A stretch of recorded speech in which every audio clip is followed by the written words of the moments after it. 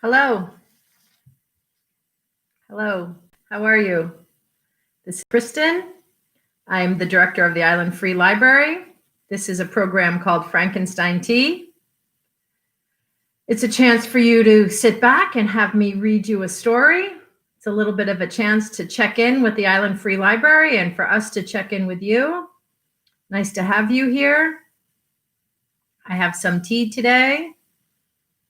It's sunny and bright on Block Island. It's Thursday, June 4th. Hey, Poppy's back. Hi, Poppy. You have electricity? Poppy lost his electricity last night. On Block Island, we had that storm come through last night. It was lightning, thunder. It wasn't so close. Like if you don't like lightning and thunder, you probably could have done this one. If you love lightning and thunder, this was not so dramatic, but the lightning was pretty bright. It wasn't like that zigzag lightning, but it was like white, big sky. And wind, the wind picked up and the rain came down. So good for all our plants. If anybody's out there been planting and gardening, that's the kind of weather we like. Nighttime rain is always good. And I'm not sure it was that hard. It was hard rain, but I think the seeds, all your little seeds and plants made it. I'm not sure. I didn't check on all of mine today. This is Frankenstein Tea. As I said, an afternoon check-in, chance for you to sit back and enjoy. You can listen to me live right now. You can listen to me later while you're cooking or going to sleep tonight, or taking a time out tomorrow morning before you start your day, whatever that looks like. We're happy to have you here and listening. I'm going to have a sip of my tea. And then I'm going to start because I'm actually going to read you two things today. Neither are particularly long, so don't let that, scare you off right away, but they sort of work together. I'm going to read you something. The second piece I'm going to read you is from Women's Lives, this anthology from Norton Books, edited by Phyllis Rose, that I found in our book sale room that I've been enjoying. I wanted to read this the other day, and I'm glad I saved it because I'm going to read something from this book that I did read from yesterday as an introduction to a different story. Oh, my dad says he still doesn't have power, but he's in the car with the AC and hotspot. Good job, Dad. Thanks for checking in. Ooh, that's more than 24 hours with no power though for you. Okay, something to think about. All right, so I'm going to read from this first. This is Well-Read Black Girl. Finding Our Stories, Discovering Ourselves. It's compiled by Glory Edom, edited by Glory Edom. It's Ballantine Books. I think we said 2018. And so this is a collection of writers talking about other writers and what they meant to them. So I'm reading something by Marita Golden, and it's called Zora and Me. I saw myself, found myself, and remade myself over and over, learning and discovering Zora Neale Hurston. She became and has become a continuing source of possibility and pride for me. When I think of Zora, and we call her Zora, using her first name only because we want to claim her as sister, mother, friend, I always remember that the Black people chronicled in her novels, folklore, journalism, anthropology, and plays offer to the world a people who are a symphony, not some trembling minor key. Like Zora, I lost my mother at a young age and warred with a father I loved. It seemed more than life. Like Zora, I stepped over the ashes and debris of loss and struck out on my own, carrying grief and anger on my shoulders. Like Zora, I lived full to bursting with a universe of dreams and desires to prove myself and the world. And like Zora, everything I proved in the end was made possible by the people who loved me. Zora's mother told her to jump at the sun. My mother told me that one day I would write a book. My father told me stories of Sojourner Truth and Frederick Douglass years before I learned about them in school.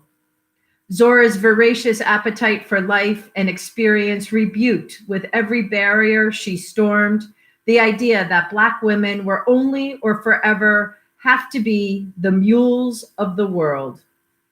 In Zora's blueprint and following her lead, we could be and are artists, anthropologists, philosophers, disturbers of the peace, not afraid to open our mouths or put a foot in that mouth, pull it out, and keep on stepping. In her novel, Their Eyes Were Watching God, Zora allowed me to see the contradictions and complexity of Black life and Black female visions and virtues. Yes, Janie Crawford has the look, straight hair, light skin, but her status as sexual trophy offers her no stairway to heaven. Zora fills her characters' mouths with the most damning and scathingly satirical, colorist comments one could imagine. It was the courageous lambasting of colorist orthodoxy that opened a space for me, a dark brown woman in the novel. Zora did not teach me how to write. She taught me how to live, how to laugh, and how to love. Her canon is a masterclass in the art of living, and it is only through tackling and striding naked and unafraid into the territory, the geography of life and its realness and concreteness, that we build an imagination that can find life on a page and withstand the assault of indifference and misinterpretation. Dream a world. Imagine a life. Be here now. That is what Zora mirrored for me to see in myself. Just think of it. Zora had 3 brief marriages, all ending in divorce, but she had obviously also married herself, had signed, sealed, and delivered her heart, her loyalty, and her love to herself and her people. Since childhood, she had been wedded to curiosity, performance, the life of the mind, imagination, discovery, and the need to make a difference in a world sorely in need of her special remedies. Like her longtime compatriot and then enemy, Langston Hughes, Zora saw herself as guardian of the culture, the realities, the conundrums, and contradictions of the folk.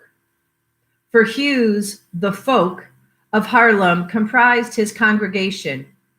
Zora was rooted in Eatonville and the rural Black South and the lives of the people whose accents and malapropisms and homespun motherwit and common sense left what Zora called the niggerati, at the worst ashamed and at the best unimpressed.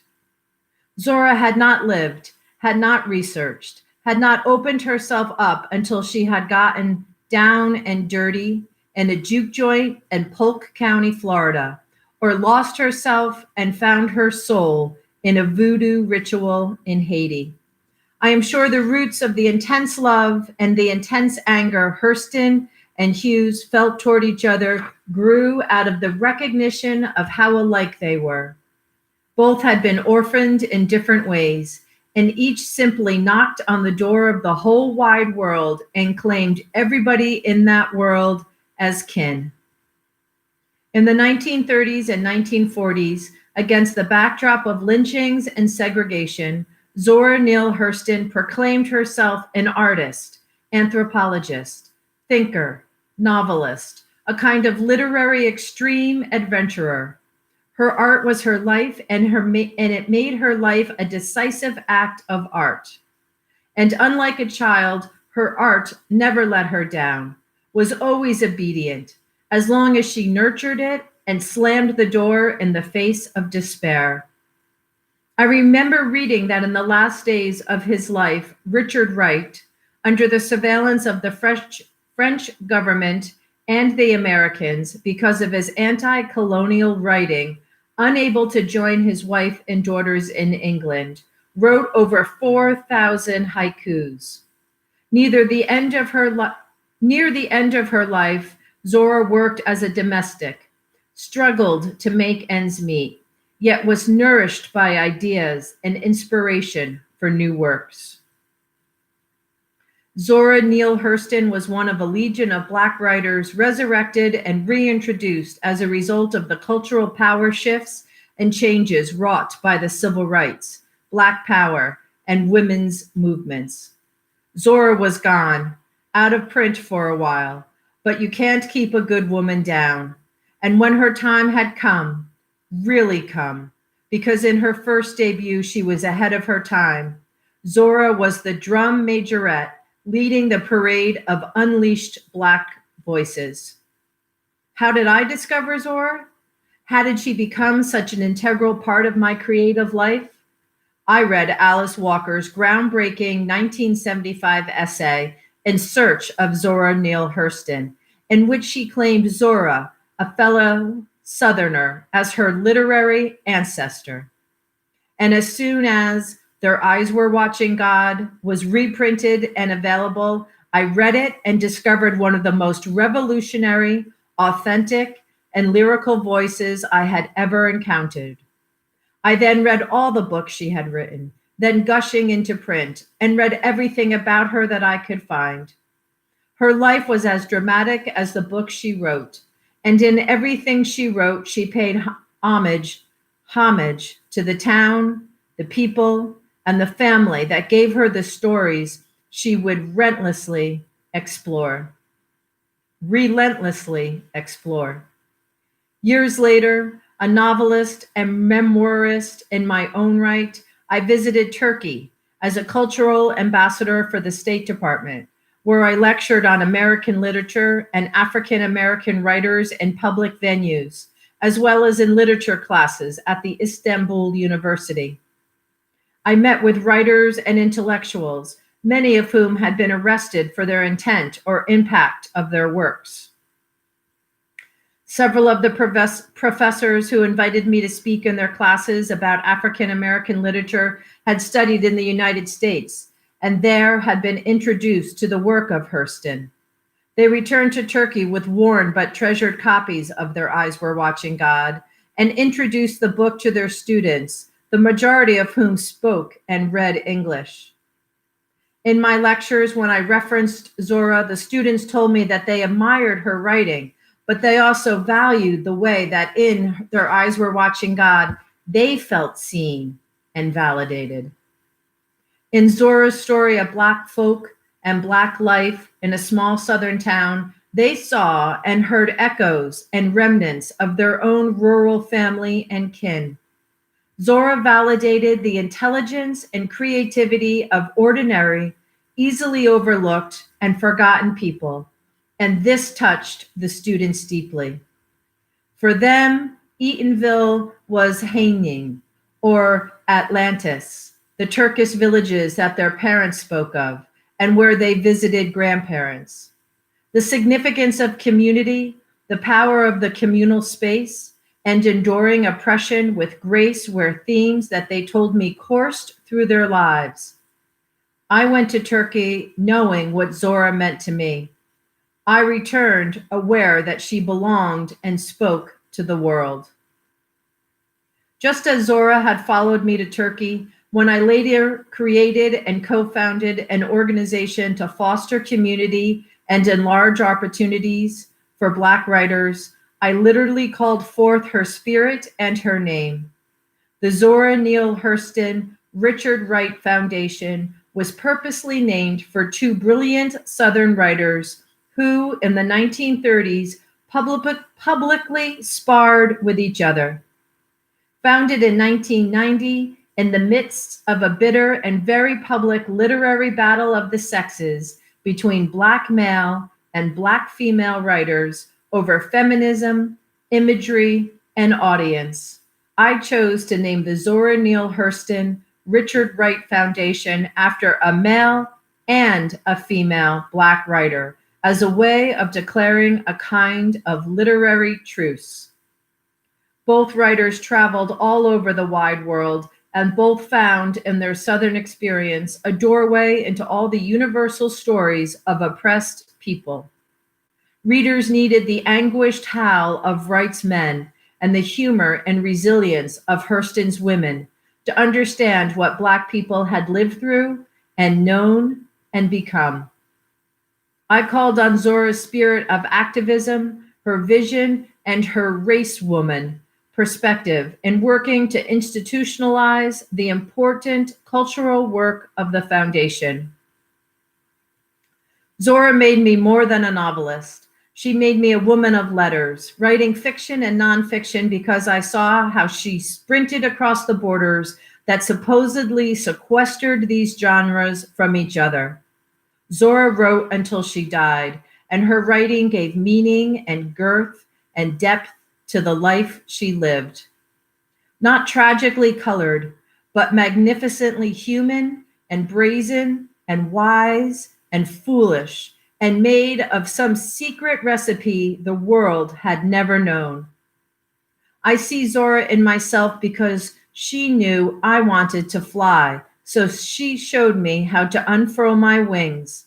And I wanted people to listen, so she modeled being a woman with a mission, a woman on a mission. Thank you, Zora, for surviving false accusations, poverty, patronage, being buked and scorned, lauded and lifted, speaking your mind, love found, love lost. Rest in peace and keep rising, sending new missives forth like smoke signals, like the beat of those drums you heard in Jamaica, like the still, fiery drumbeat of your heart.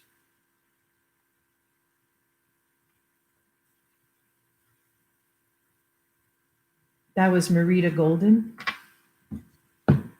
And this is Zora Neale Hurston from Mules and Men. As I crossed the Maitland-Eatonville Township line, I could see a group on the store porch. I was delighted. The town had not changed. Same love of talk and song. So I drove on down there before I stopped. Yes, there was George Thomas, Calvin Daniels, Jack and Charlie Jones, Gene Brazel, B. Mosley, and Seaboard, deep in a game of Florida Flip. All of those who were not actually playing were giving advice. Bet straightening, they call it. Hello, boys. I hailed them as I went into neutral. They looked up from the game, and for a moment it looked as if they had forgotten me. Then B. Mosley said, "Well, if it ain't Zora Hurston." Then everybody crowded around the car to greet me. "You're going to stay a while, Zora?" "Yep, several months." "Where are you going to stay?" "Zora." "With Met and Ellis, I reckon." Met was Mrs. Armetta Jones, an intimate friend of mine since childhood, and Ellis was her husband. Their house stands under the huge camphor tree on the front street. "Hello, Heartstring," Mayor Hiram Lester yelled as he hurried up the street. "We heard all about you up north. You back home for good, I hope." "Nope. I come to collect some old stories and tales, and I know y'all know a plenty of them, and that's why I headed straight for home." "What you mean, Zora? Them big old lies we tell when we're just sitting around here on the store porch doing nothing?" asked B. Mosley. "Yeah, those same ones about old massa and colored folks in heaven and, oh, you know the kind I mean." "Aw, shucks," exclaimed George Thomas doubtfully. "Zora, don't you come here and tell the biggest lie first thing. Who you reckon want to read them old-time tales about Brer Rabbit and Brer Bear?" "Plenty of people, George. They're a lot more valuable than you might think. We want to set them down before it's too late." "Too late for what?" "Before everybody forgets all of them." "No danger of that. That's all some people is good for, sit around and lie and murder groceries." "I know one right now," Calvin Daniels announced cheerfully. "It's a tale about John and the frog." "Wait till she get out of her car, Calvin. Let her get settled at Met's and cook a pan of gingerbread. Then we'll all go down and tell lies and eat gingerbread. That's the way to do it. She's tired now from all that driving. All right, boys, I agreed, but I'll be rested by night. Be looking for everybody. So I unloaded the car and crowded it into Ellis's garage and got settled. Armetta made me lie down and rest while she cooked a big pan of gingerbread for the company we expected. Calvin Daniels and James Mosley were the first to show up. Calvin, I am sure glad that you got here. I'm crazy to hear about John and that frog, I said. That's why I come so early, so I could get it to tell you and go. I got to go over to Woodbridge a little later on. I'm glad you remembered me first, Calvin. I always like to be good as my word, and I just heard about a tow party over to Woodbridge tonight, and I decided to make it. A tow party? What on earth is that? Come go with me and James and you'll see. But everybody will be here looking for me. They'll think I'm crazy telling them to come and then getting out and going to Woodbridge myself, but I certainly would like to go to that tow party. Aw, come on. They can come back another night. You're going to like this party. Well, you tell me the story first, and by that time, I'll know what to do. Oh, come on, Zora, James urged. Get that car out. Calvin can tell you that one while we're on the way. Come on, let's go to the tow party. No, let him tell me this one first. Then, if I go, he can tell me some more on the way over. James motioned to his friend. Hurry up and tell it, Calvin, so we can go before somebody else come. Most of them ain't coming nohow. They're all about going to Woodbridge, too. Let me tell you about John and this frog. It was night, and old Massa sent John, his favorite slave, down to the spring to get him a cool drink of water. He called John to him. John, what you want? What you want, Massa? John, I'm thirsty. I think's a cool drink of water, and I want you to go down to the spring and dip me up a nice cool pitcher of water. John didn't like to be sent nowhere at night, but he always tried to do everything old Massa told him to do. So he said, Yes, sir, Massa, I'll go down get you some. Old Massa said, Hurry up, John. I'm mighty thirsty. John took the pitcher and went on down to the spring. There was a great big old bullfrog sitting right on the edge of the spring, and when John dipped up the water, the noise scared the frog, and he hollered and jumped over in the spring. John dropped the water pitcher and tore out for the big house, hollering, Massa, Massa, a big old booger down got me after me. Old Massa told him, Why, John, there's no such thing as a booger. Oh, yes, it is, Massa. He down at the spring. Don't tell me, John. You's just excited. Furthermore, you go get me that water I sent you after. No, indeed, Massa. You and nobody else can send me back there so that booger can get me. Old Massa began to figure that John must have seen something sure enough, because John never had disobeyed him before. So he asked, John, you say you seen a booger. What did it look like? John told him, Massa, he had two great big eyes like balls of fire, and when he was standing up, he was sitting down, and when he moved by jerks, and he had most no tail. Long before Calvin had ended his story, James had lost his air of impatience. Now I'll tell you what he said, that is, if you so desire. Sure, I want to hear you tell him till daybreak, if you will, I said eagerly. But where's the gingerbread? James stopped to ask. It's out in the kitchen, I said, and I'm waiting for the others to come. Now, give us ours now. Them others may not get here before 40 o'clock, and I'll be done at mine and be in Woodbridge. Anyhow, I want a corner piece, and some of them others will beat me to it. So I served them with gingerbread and buttermilk.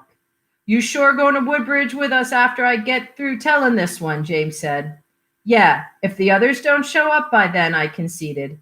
So James told me the story about the man who went to heaven from Johnston. There was a lot of horn honking outside, and I went to the door. The crowd drew up under the mother and camphor tree in 4 old cars, everybody in boisterous spirits. Come on, Zora, let's go to Woodbridge. Great tow party going on. All kinds of freshments. We can tell you some lies most any old time. We never run out of lies in lovin'. Tell 'em tomorrow night. Come on if you're comin'. Let's go if you're goin'. So I loaded up my car with neighbors and we all went to Woodbridge. It is a Negro community joining Maitland on the north as Eatonville does on the west. But no enterprising souls have ever organized it. They have no schoolhouse, no post office, no mayor. It is lacking in Eatonville's feeling of unity. In fact, a white woman lives there. While we rolled along Florida number 3, I asked Armetta where was the shindig going to be in Woodbridge. At Edna Pitt's house, she told me, but she ain't giving it by herself. It's for the lodge. Think it's going to be lively? Oh, yeah. I heard that a lot of folks from Altamonte and Longwood is coming, maybe from Winter Park, too. We were the tail end of the line, and as we turned off the highway, we could hear the boys in the first car doing what Ellis Jones called bookabooing before they even hit the ground. Charlie Jones was woofing, louder than anybody else. Don't you all sell 'em off them pretty little toes before I get there. Peter Stagg, say me the best one. Soddy Sewell, hey you mullet heads, get out of the way there and let a real man smoke them toes over. Jean Brazel, come to my pick. Give me a Vaseline brown. Big Welly Sewell, give me any kind so long as you give me more than one. Babe Brown, riding a running board, guitar in hand, said, I want a toe, but if it ain't a good-looking face on it, don't bring me the mess up.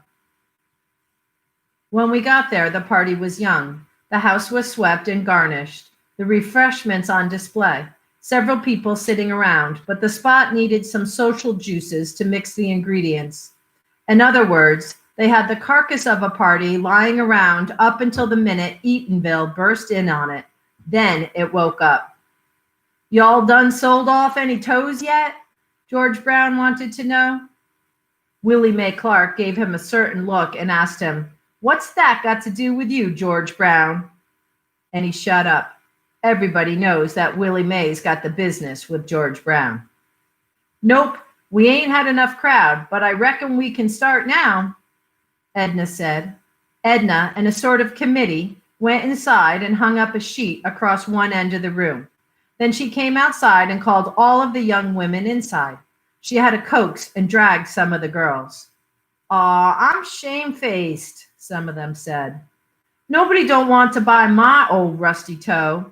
Others fished around for denials from the male side. I went on in with the rest and was herded behind the curtain. Say, what is this toe party business? I asked one of the girls. Good gracious, Zora, ain't you never been to a toe party before? Nope, they don't have them up north where I've been, and I just got back today. Well, they hide all the girls behind a curtain, and you stick out your toe. Some places you take off your shoes, and some places you keep them on. But most all the time you keep them on. When all the toes in a line sticking out from behind the sheet, they tell the men folks in, and they looks over all the toes and buys the ones they want for a dime. Then they got to treat the lady that owns that toe to everything she wants. Sometimes they play it so you keep the same partner for a whole damn thing, and sometimes they fix it so they put the girls back every hour or so and sell the toes again. Well, my toe went on the line with the rest, and it was sold 5 times during the party. Every time a toe was sold, there was a great flurry before the curtain, each man eager to see what he had got and whether the other men would envy him or ridicule him. 1 or 2 fellows ungallantly ran out the door rather than treat the girls whose toe they had bought sight unseen. Babe Brown got off on his guitar, and the dancing was hilarious. There was plenty of chicken purlieu and baked chicken and fried chicken and rabbit. pig feet and chitterlings and hot peanuts and drinkables. Everybody was treating wildly. Come on, Zora, and have a treat on me, Charlie Jones insisted.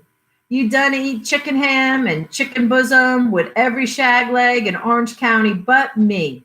Come on and spend some of my money. Thanks, Charlie, but I got 5 helpings of chicken inside already and either got to get another stomach or quit eating. Quit eating then and go to thinking. Quit thinking and start to drinking. What you want? Coca-Cola right off the ice, Charlie, and put some salt in it. I got a slight headache. Aw, now, my money don't need no sweet slop.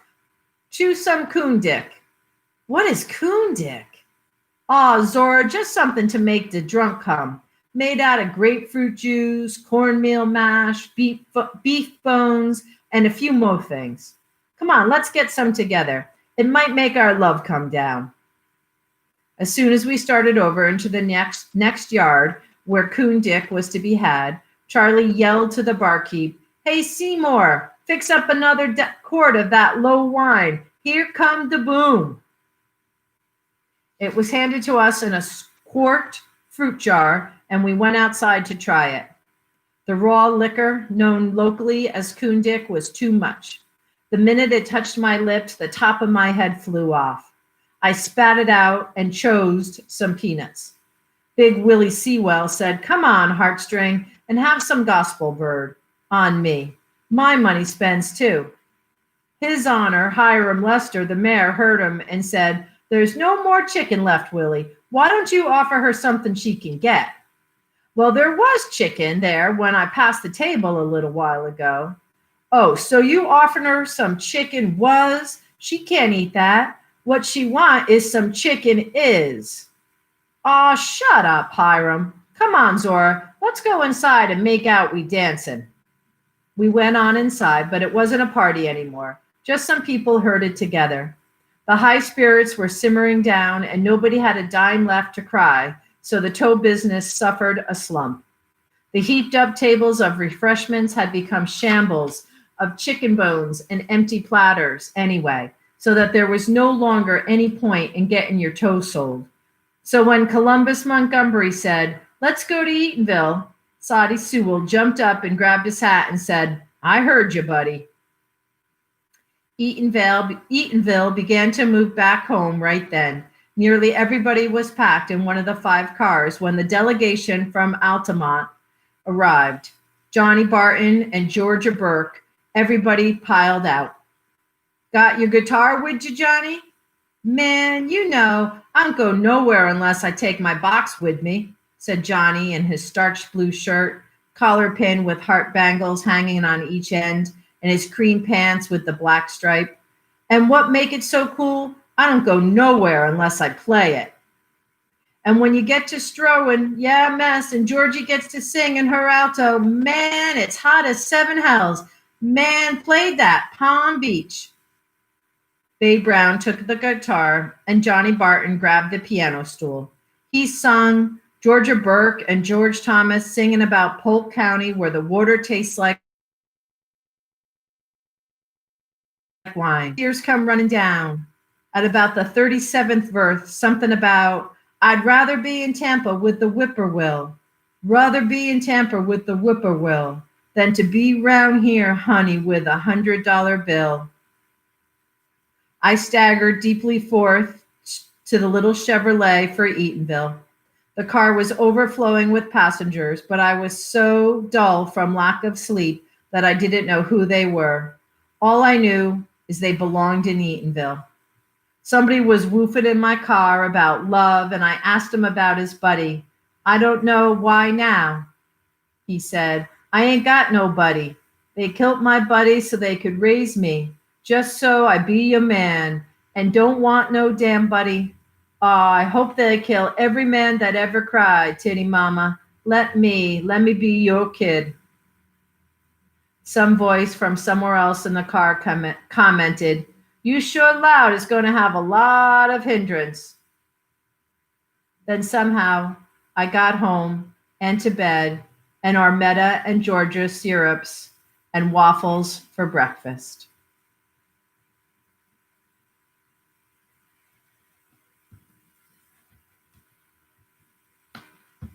That was Zora Neale Hurston from Mules and Men. Tough read. Hope I did okay. That's Frankenstein Tea for today. Thanks for coming. Enjoy your afternoon. I hope everybody's well. Poppy, I hope you get electricity soon.